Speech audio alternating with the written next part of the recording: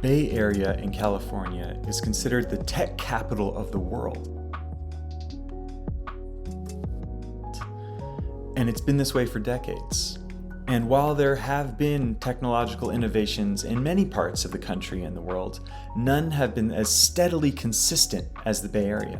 While there are many contributing factors, one that I have not yet seen explored, and that I think actually might be the most important, is an underground industry secret that you learn only when you get here. And that is the use of psychedelics to be the most competitive and creative you possibly can be with your work. And this knowledge emerged out of a Stanford experiment in the 70s. This is really awesome.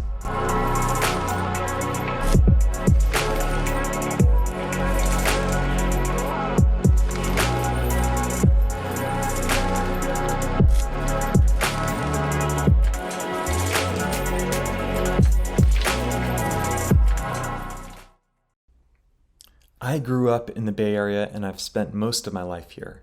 And I have a number of friends in the tech industry and who live in Silicon Valley who tell me that a really important part of remaining competitive is the use of psychedelics and microdosing in order to stay competitive in the tech industry. But do these practices have any merit?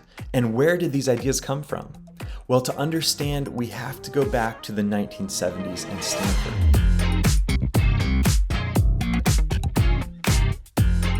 Dr. James Fadiman, in his book, The Psychedelic Explorer's Guide, describes experiments he led during that time. Using mescaline, they took highly skilled professionals from all sorts of areas, from architecture to engineering and many others.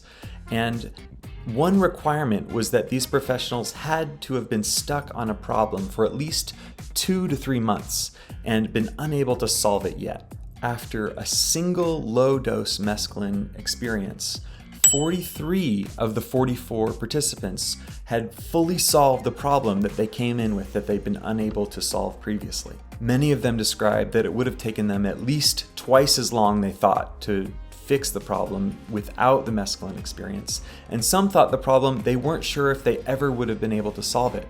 That is unbelievable. For more details about this study, check out his book. The link's in the description.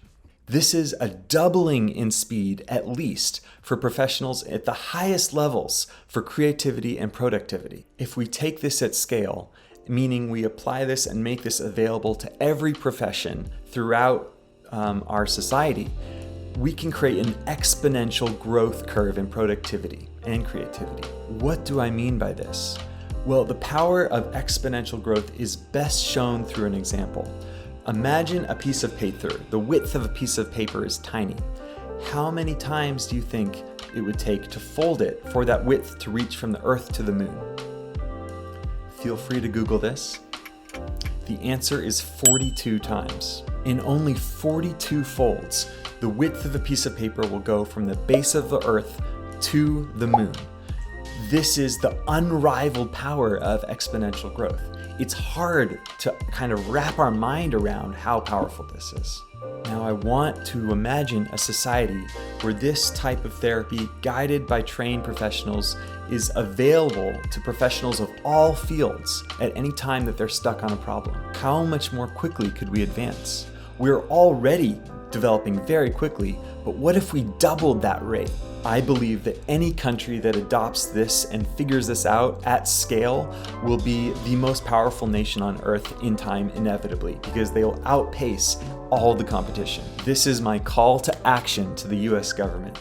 Let's take this opportunity while we are still in the lead and create studies with professionals guided by therapists to maximize our understanding of this use of psychedelics for the advancement of all fields. And if we don't, that's okay. Another nation will, and they will rapidly catch up, I predict. But whoever does this, everyone will benefit.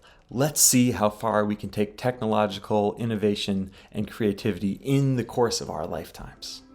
Together, we have so much more knowledge. Share your wisdom with the community and comment.